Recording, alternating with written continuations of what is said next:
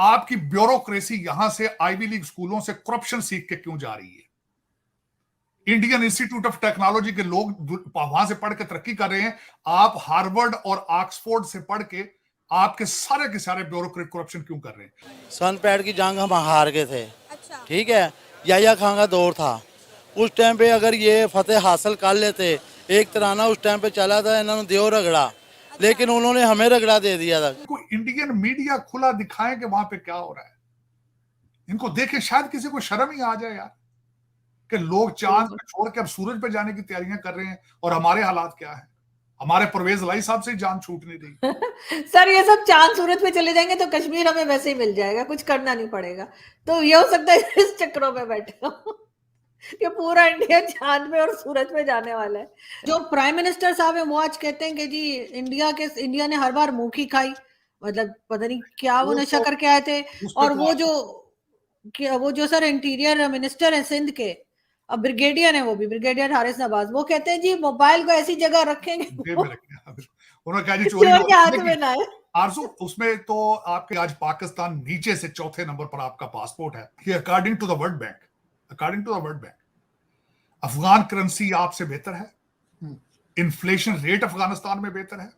आपकी ब्यूरोक्रेसी यहां से आईवी लीग स्कूलों से करप्शन सीख के क्यों जा रही है? इंडियन इंस्टीट्यूट ऑफ टेक्नोलॉजी के लोग वहां से पढ़ के तरक्की कर रहे हैं। आप हार्वर्ड और ऑक्सफोर्ड से पढ़ के आपके सारे ब्यूरोक्रेट करप्शन क्यों कर रहे हैं? इंडिया में कल एक बड़ी मजेदार किस्म की बातचीत चल रही थी कि भारत नाम उन्होंने जो है वो रख दिया और प्राइम मिनिस्टर मोदी और सबको लोग बात कर रहे थे। तो एक कुछ ये भी कहा जा रहा है कि जब पाकिस्तान बन रहा था उस वक्त मिस्टर जिन्ना ने जो है वो इंडिया नाम जो है कहा था पाकिस्तान के लिए, तो उस वक्त नहीं मिला और फिर पाकिस्तान रखना पड़ा। तो बहुत से लोग, बल्कि आज शायद वीडियो भी लगाई है, एक वीडियो भी अपलोड की है मेजर गौरव आर्या ने।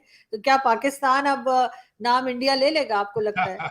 नहीं, लेकिन उनके कॉन्स्टिट्यूशन में इंडिया और भारत दोनों नाम है। सनपैड की जंग हम हार गए थे। अच्छा। ठीक है, याया खान का दौर था। उस टाइम पे अगर ये फतेह हासिल कर लेते, एक तराना उस टाइम पे चला था, इन्होंने दियो रगड़ा। लेकिन उन्होंने हमें रगड़ा दे दिया था। सर एक चीज कही जाती है कि 1965 की जब जंग लगी तो इंडियन आर्मी पाकिस्तान के अंदर घुस आई थी, बीआरबी नहर तक आई थी और यहाँ पे नाश्ता करके गई थी। इसमें क्या सदाकत है? मैं आपको बताता हूँ, ये जो शालामार है हमारा, यहाँ पर आके उन्होंने नाश्ता किया है। ठीक है जी, नाश्ता करा उनकी फौज ने। वो जब फौज ने नाश्ता करा, उन्होंने कहा कि अभी हमने जो यानी पाकिस्तान की पे फतह हासिल कर लिया है, ठीक है ना। ऐसा पाकिस्तान गया था हमारे हाथ। जाहिर है, जब पाकिस्तान में वो फौज आ गई है, पीछे क्या रह गया? उन्होंने रेडियो स्टेशन के ऊपर कब्जा करना था, अनाउंसमेंट करनी थी, उसके बाद क्या रहता? हमारे पास कुछ नहीं रहता। आज तक अगर हमने इंडिया के साथ इतनी जंगें लड़ी हैं, उसका क्या फायदा हमें हुआ? वो तो फिर आगे निकल गया ना। वो आगे निकल गया, देखे ना, आप दूर ना जाए। मैं ये अब इंडिया जो है चांद के ऊपर पहुंच गया है, ठीक है, हम लोग जमीन के अंदर पहुंच गए हैं, ठीक है ना। क्योंकि हमारे हुक्मरान सही नहीं है, क्योंकि वो कहते कुछ हैं। ये हर आदमी को हुक्मरान जो हमारे हैं ना, इन्हें अपनी सीटों से मतलब है, मुल्क से मतलब नहीं है। अब वो डिफेंस जो है उसकी पॉलिसी डेमोक्रेटिकली इलेक्टेड गवर्नमेंट बनाती, लेकिन आपकी फौज ने, पाकिस्तान की फौज ने कभी भी किसी भी डेमोक्रेटिकली इलेक्टेड गवर्नमेंट को ये जिम्मेदारी सौंप नहीं लेने दी। यही तो नवाज शरीफ कहते थे। नवाज शरीफ का अगर आप देखें तो वो यही कहते थे कि भाई मैं वजीर आजम हूं, ये सब जो पॉलिसीज हैं ये मैं बनाऊंगा। फौज को मंजूर नहीं था। उसके बाद भी फौज ने ये कहा कि न्यूक्लियर पॉलिसी, चाहे कुछ भी कमांड काउंसिल हो, लेकिन nuclear policy, India policy, US policy, in policy जो क्रिटिकल एरियाज हैं फॉरेन पॉलिसी के, वो हमारे हाथ में। उसके साथ साथ अगर इकोनॉमी नीचे जाने लगी तो फिर हम दखल देंगे, और जहां जहां हम दखल हमें देने की जरूरत है हम वहां देंगे। हाँ, कोर्ट कचहरी के मामले हैं तो थोड़े बहुत सियासी खेल खेले जाते हैं, वो सियासतदान खेल लें, लेकिन उससे उसकी हद से ज्यादा वो नहीं बढ़ने पाए। और पाकिस्तान में फिर इन्वेस्टमेंट्स आने लगे, जो कि आर्मी चीफ कह रहे हैं कि हम जो स्पेशल जो उन्होंने काउंसिल बनाई है, उसके जरिए इकोनॉमी बढ़ेगी, आगे पैसा आएगा। पैसा कौन डालेगा जब तक स्टेबिलिटी नहीं आएगी? अगर टेररिज्म चल रहा है, तहरीके तालिबान पाकिस्तान की तरफ से चल रहा है, और पॉलिटिकल इंस्टेबिलिटी है, और लोगों में गुस्सा है, और छोटे सूबों में और गुस्सा है, तो कौन पैसा डालेगा? क्या बलूचिस्तान में, रिकोदीन में, जहां पे बहुत कॉपर और गोल्ड है, वहां क्या कोई और बाहर का देश आके पैसा डालेगा?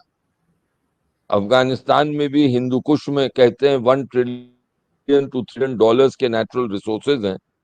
आज के हालात में कोई आपको उम्मीद दिखती है कि कोई भी ताजिर आके, कोई देश आके वहां अपना रुपया डालेगा, इन्वेस्टमेंट करेगा? नहीं।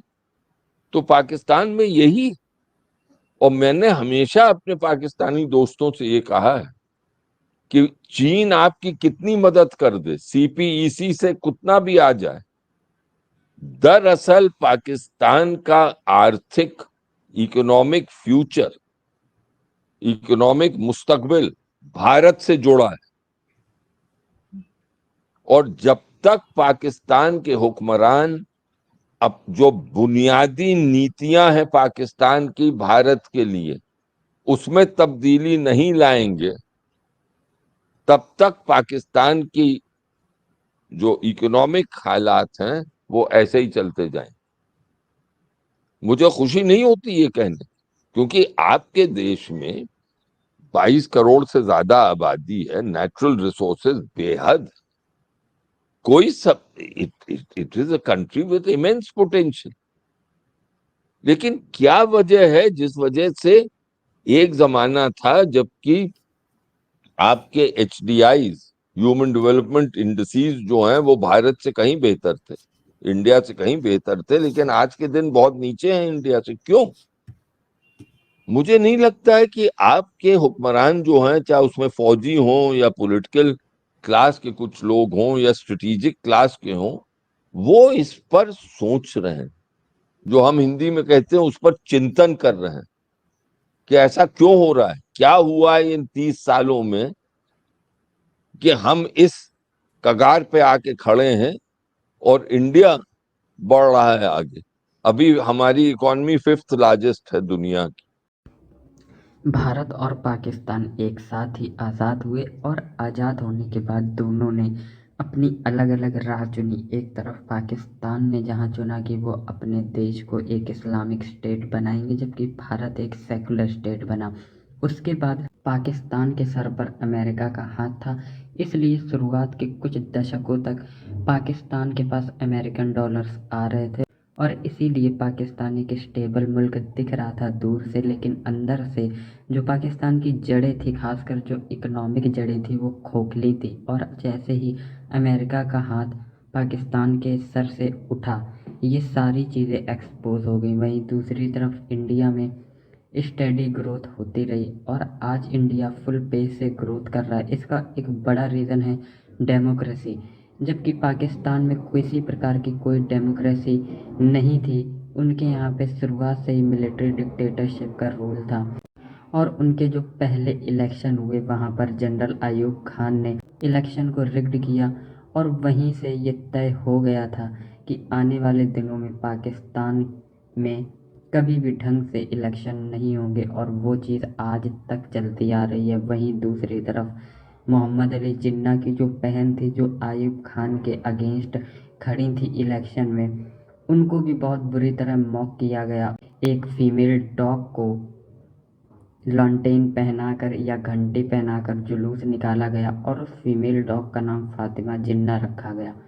तो बेसिकली पाकिस्तान के जो संस्कार थे वो शुरुआत से ही फ्लॉड थे, और इसी का नतीजा है कि आज जो कुछ भी आप पाकिस्तान में देख रहे हैं, ये बहुत ही पुराने बोए हुए बीज हैं जो आज बड़े होकर पौधे बन गए हैं और अच्छी खासी खातिरदारी कर रहे हैं पाकिस्तान की।